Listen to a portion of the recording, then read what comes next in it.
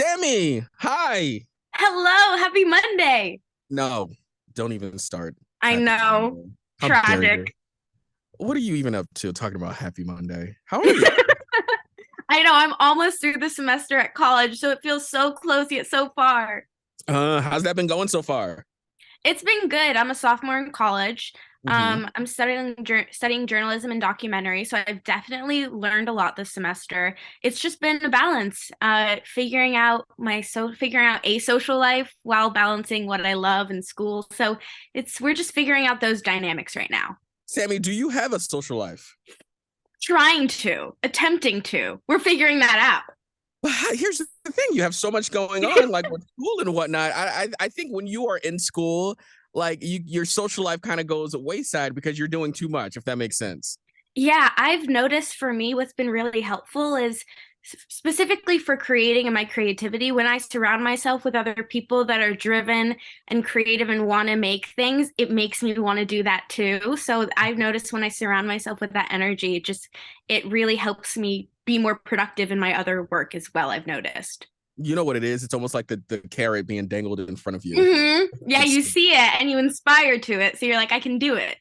And almost I feel like there's a little bit of competitiveness that comes with it because you're seeing what everybody else is doing, so it almost lights the fire inside of you to like do better and do bigger things, if that makes sense. Yeah, it's really interesting. I've noticed something that I've been working on a lot of projects with my friends, and I've noticed the kind of support that's come out of it. It's been really inspiring. It just makes me want to do more, which is really Mm, nice. that's the drive. It is a drive, and it's very nice to feel inspired after I was really burnt out after the pandemic. So it's nice to be creative again. What are some of the things I guess that kept you through and kept you going while during the pandemic? I think it was finding outlets and hobbies and really kind of taking that time to figure out, like, okay, what are my intentions and what are the things that I want to make or what are hobbies I want to try? Because if the pandemic taught me anything, it's that life is so short and I just want to try and experiment with different things. Whether that's, I've been taking a tap dancing class this semester. I don't dance. I just did an aerial silk class with one of my good friends. So we're really trying all the hobbies, and I've noticed it's made life a lot more fun. I was about to say, are you just throwing things against the wall to see what sticks? Yeah, we're trying a bunch of things, and it has made my life so interesting the past couple months, but very Everything. entertaining. Oh, absolutely. I'm sure a lot of great content for the podcast too. Oh yes, absolutely. I've been trying to do one thing a day that makes me uncomfortable. And Mhm. oh boy, does it make me uncomfortable. But I've lived more life than I ever have by doing that. What are some of the things I think that's really interesting because it breaks you out of your comfort zone? What are Yeah. some of the things that you've been doing that have been uncomfortable? So for me, I'm an anxious girly. So a lot of it, social situations, putting myself out there. I went to a party by myself where I only knew the host. So that was putting myself out there, whether it's asking people for coffee or it's when my dance teacher calls me out and asks me to do an entire dance routine when I don't dance in front of everybody, all the dancers. That can be uncomfortable, but hey, we do it anyway. You say yes or no. Oh, yes. I don't think I would have it in me to do. Like I would want to do things that are uncomfortable, but I feel like I would have a limit if that makes sense. For sure. And I've noticed what helps me is if I think about it like, okay, being uncomfortable, let's change this from being a negative thing to being a positive thing. So every time I feel that terrible feeling that makes me want to throw up, I've been trying so hard to embrace it. And so I think it's worked a little bit. Well, you know what's interesting? It's funny you said that because one of my friends, I remember I was getting ready for an interview early in my career, and it was like a big star that I was interviewing. I was interviewing Mhm. Lady Gaga, right? And I Oh was my so goodness. nervous. And I remember one of my friends was telling me, use those nerves. Don't let those nerves use you. Like you use those nerves to like go in there Exactly. and motivate you to do a great job. But if you let those nerves use you, it will take over the interview. It will end up being terrible. So I almost equate that to being that. Yeah, it's really channeling that energy and turning that anxiousness and feeling and turning it into kind of energy that you can feed off of. It takes a while and it's really hard, but when you get there, it's very rewarding, I've noticed. Absolutely. Absolutely. So tell me about the podcast, Let's Be Real with Sammy Jaye. Yeah, so we're on season 4, and which is kind of crazy. And this concept originated when I was a sophomore in high school, and my anxiety was out of control. And I just wanted to listen and hear from people that I looked up to, having a real conversation about what they're going through in life instead of just about what they're working on. Because though I find that super interesting, I've noticed that, and we've seen it in the media a lot, they kind of take the human out of these people. And the goal of the podcast is to humanize everyone and to talk about some really nitty and gritty topics that maybe you wouldn't get into in a general conversation. Isn't that interesting? Like how that's the one thing that I feel like I was really into, just telling people stories and letting these people speak and become a person.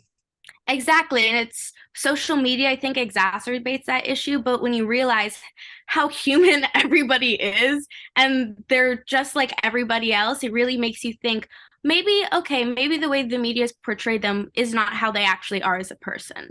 Or maybe what they're doing, they're human and we should think of them that way when, instead of commenting something nasty. So I think having these open dialogues has really helped me personally just humanize everybody, and it's given me a lot more empathy to understand what everyone's going through too. So what made you even get started with it? How did you get started with like interviewing people in the podcast and such? Yeah, so I'm coming up on 7.5 years of interviewing since I was 13. It's been my hobby. Everything I've grown up with learning differences. So it all started with the idea of me originating, how can I do something that I never thought I was able to do? And so my learning differences is specifically with processing. So having conversations used to be really difficult for me. And so starting with interviews was kind of that thing of pushing myself to see, okay, can we do this? This was hard for us, but and I ended up falling in love with it, something that I struggled with for so long. And so then I've kind of accidentally fallen down this path of just loving having these conversations with people. And I appreciate it so much because it used to be so hard for me to hold a conversation. So it's been a really full circle experience. And you were the youngest person to have an iHeart podcast at 17, right? Yeah, kind of crazy. Yes, especially coming from, what you just mentioned and how you were able to parlay that and become this podcaster and do these interviews. You have to feel really good about yourself. Thank you. It's been a journey, and it's taught me a lot more. It's taught me that I can do a lot more than I thought I could, which has been very, very helpful. And I've definitely taken that on to things in my own life as well. Has some of the podcast, has it been therapeutic? Oh my goodness. Absolutely. I remember, so one of the first big guests we had in season 1 was Kesha. And I'm a big Kesha fan, like anyone. But I was in my junior year of high school, it was right before the pandemic, and I was going through it and I was figuring out I couldn't find my people. And I remember I had just this very candid discussion with her, and she went through the exact same thing. And if I hadn't been honest about that, I would have never known that. So it's really taught me about just like, if I'm honest and if I am as real as I can be, that generally translates. Woo! Tell us, what are you working on next? Wow. So for me, I'm writing a children's book on my learning story so other kids know that they're not alone, and that they are capable of learning. And then I'm also directing a couple of documentaries that are very near and dear to my heart. And directing is something that I really is a real big goal and passion of mine. I want to definitely continue to pursue more. Sammy is booked and busy, I tell you that. Booked and busy. We're trying. How is that children's book coming along? I think that's so dope. Thank you. It's, I started writing it in like April of 2020, and it's come a really far way to now getting sample illustrations. And one of the things I love about creating is just the whole process of it. So seeing like little steps move forward, and we're getting there. It's coming together slowly but surely, but I really want to make sure it is as perfect as I think it can be, because I think it can help a lot of people.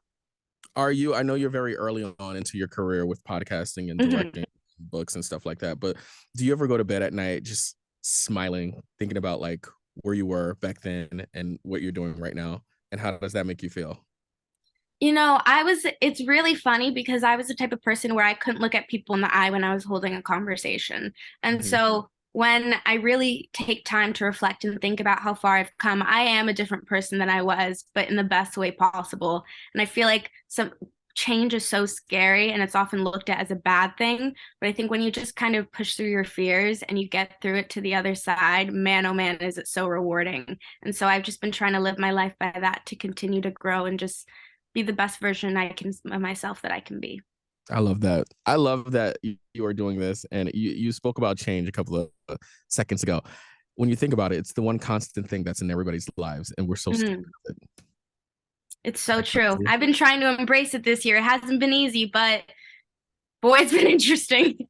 You're doing what you can at this point. Exactly. That's all we can do. We just have to do with what we can with the moments we have in our like we have to take our situations that we have and just make the right decisions that we can based on that time. Absolutely. Sammy, thank you so much for joining us. Of course. Thank you so much for having me. Of course. Thank you.